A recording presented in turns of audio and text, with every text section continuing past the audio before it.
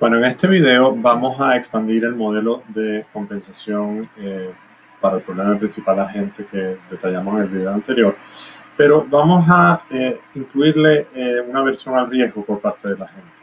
Y esto viene porque en el fondo la predicción del modelo que vimos anteriormente el modelo decía que lo que le convenía a la empresa era que se ofreciera 100% de comisión.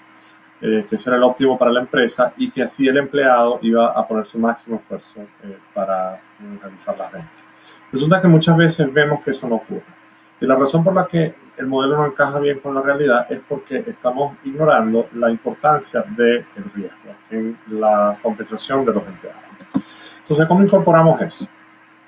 Vamos a asumir ahora que en vez de que las ventas sean una relación directa del esfuerzo, en el ejemplo pasado teníamos que las ventas eran $100 por cada hora de esfuerzo.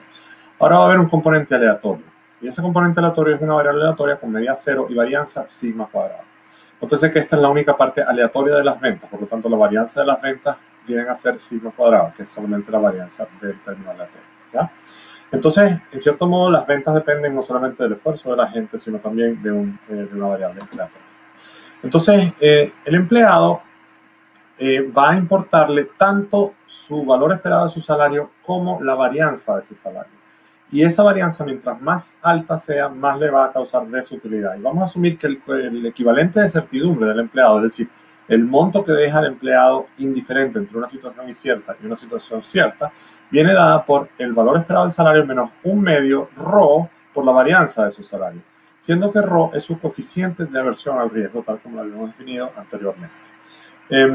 Por lo tanto, vamos a asumir entonces que el empleado también tiene un salario alternativo fuera de la empresa de $1,000 y que por lo tanto el empleado va a decidir estar en la empresa siempre que el equivalente cierto de la compensación que él espera recibir, es decir, el valor esperado de su salario menos un medio ρ por la varianza del salario, mientras la suma de esas dos cosas sea mayor o igual a $1,000. Perdón, eso menos el costo del esfuerzo, obviamente, porque hacer un esfuerzo va a requerir un costo por el empleado. Por lo tanto, el valor esperado del salario menos el costo de la varianza del salario menos el costo del esfuerzo tiene que ser mayor o igual a $1,000.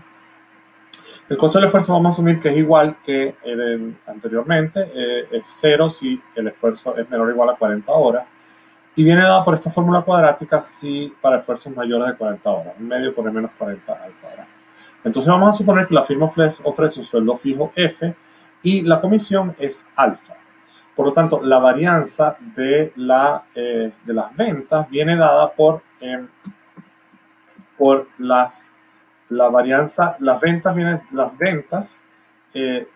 varianza del salario del trabajador viene dada por la varianza de las ventas y eso viene afectado por el alfa. Por lo tanto, la varianza de las ventas, la varianza del salario de la persona viene dada por alfa al cuadrado por sigma cuadrado, porque recordemos que alfa por las ventas es el salario aleatorio que tiene el empleado y la varianza de eso sería alfa cuadrado por el sigma cuadrado, que es la varianza de las ventas. ¿Ya?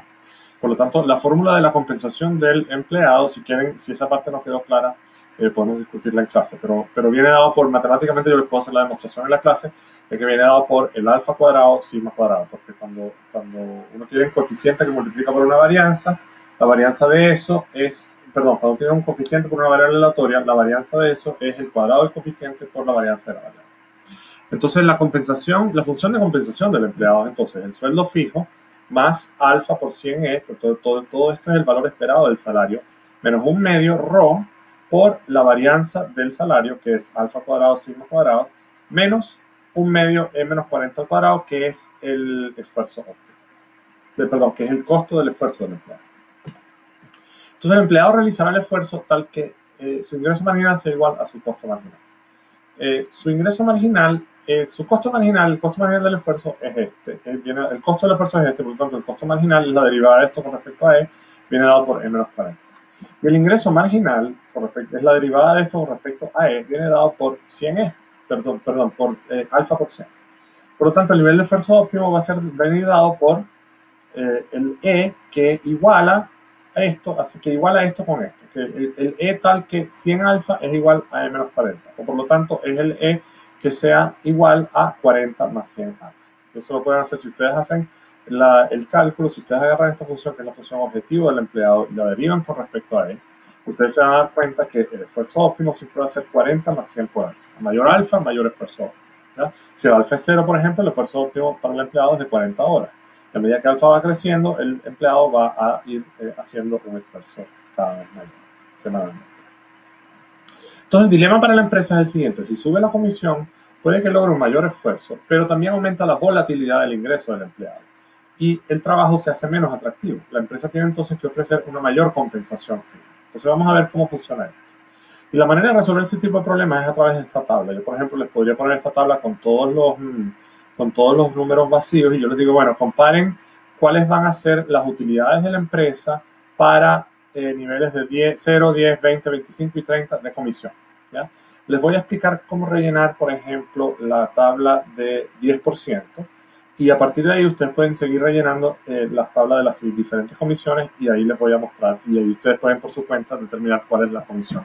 Entonces, repito, la manera de resolver estos problemas es que yo les pongo varias comisiones posibles y les pregunto cuál va a ser la comisión óptima para la empresa desde el punto de vista de sus beneficios, que es la última columna. Entonces, vamos a rellenar esta segunda fila, que es la fila del 10%. ¿Ya? Si la tasa de comisión del 10%, lo primero que se pregunta es cuál es el nivel de esfuerzo óptimo. El nivel de esfuerzo óptimo sabemos que es 40 más 100 por alfa. Si alfa es 0,10, el nivel de esfuerzo óptimo es 40 más 100 por 0,10, es decir, 40 más 10, 50 horas. Entonces, el óptimo para el empleado es trabajar 50 horas a ese alfa. Recordemos que el esfuerzo óptimo depende solamente del alfa, no depende de más nada, dada esta estructura que tenemos.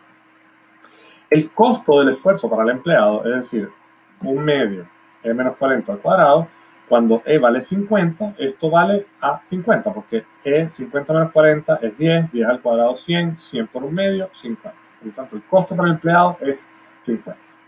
La prima de riesgo. Entonces, asumiendo que el ρ es igual a 3, que el coeficiente de aversión al riesgo es igual a 3, y que el sigma cuadrado, que la varianza de las ventas, es igual a 10.000, bueno, la prima de riesgo, que es este término que está aquí, menos un medio, ρ por alfa cuadrado, sigma cuadrado, si yo sustituyo aquí el sigma cuadrado de 0,1 y meto el sigma cuadrado de 10.000 y asumo un ρ igual a 3, un medio por eso, es decir, un medio por 3 por 0,1 por 0,1 por 10.000, me da que el costo para el empleado de ese esfuerzo en términos de riesgo, el costo del riesgo, es 150. La comisión esperada del empleado, ¿verdad? Es esperada porque recordemos que las ventas son una variable aleatoria. La comisión esperada es de 500, es decir, 100 por alfa. Porque las ventas esperadas son 5.000 y él va a ganar 100 por alfa por el esfuerzo. Por lo tanto, las ventas esperadas son 100 por 50, son 5.000, esa es la venta esperada, el valor esperado de las ventas es 5.000 y él va a ganar 10% de eso, por lo tanto es 500. ¿Ya? El salario fijo entonces, ¿cómo lo determino yo? Bueno, yo tengo que buscar la manera de que todas estas cosas sumadas sean mayores o iguales que 1.000, que es el sueldo alternativo. ¿Ya? Entonces yo tengo que este término vale 50, el tercer término vale 50, el segundo término vale 150, el cuarto término vale 50, el tercer término vale 150, el segundo término vale 500. Por lo tanto, esto es 500 menos 150 menos 150 tiene que ser mayor o igual a 100. 500 menos 150 menos 50 es 300. Por lo tanto, el sueldo fijo tiene que ser de 700, porque 700 más 500 menos 150 menos 50 es 1.000. Si yo pago un sueldo fijo de más de 700, lo estoy pagando de más al empleado, yo puedo bajar el sueldo fijo hasta 700 y con eso tengo suficiente para cubrir la diferencia, o sea, para que sea equivalente que trabaje para ti o que trabaje por fuera. Entonces, bajo ese escenario, ¿cuáles son los ingresos de la empresa? Bueno, son 5.000, el ingreso esperado, porque recordamos que es una variable aleatoria, pero si el esfuerzo del empleado es de 50, el ingreso esperado por ventas es de 5.000. ¿Y el costo esperado para la empresa cuál sería? Sería 700 más 500 de comisión. Esos son los costos esperados para la empresa, 700 de salario fijo y 500 de comisión. Por lo tanto, el beneficio esperado para la empresa es de 3.800, porque sería 5.000 menos 1.200, sería 3.800. Y así, rellenando paso por paso, ustedes pueden rellenar cada una de estas para las demás comisiones. Y aquí se evidencia que la comisión óptima para el empleado es la del 25% que le da, para el empleador es del 25% que le da unas utilidades a la empresa de 4.250. Fíjense que cuando la comisión sube a 30%, los beneficios bajan a 4.200. La razón por la que eso sucede es porque la prima de riesgo para el empleado, cuando la tasa de la comisión es 30%, la prima de riesgo para el empleado se vuelve muy alta. Es decir, si tú le das mucha comisión al empleado, el empleado asume mucho riesgo. Y por lo tanto, tienes que compensarlo con una mayor cantidad de sueldo fijo para que él esté dispuesto a asumir ese riesgo más alto.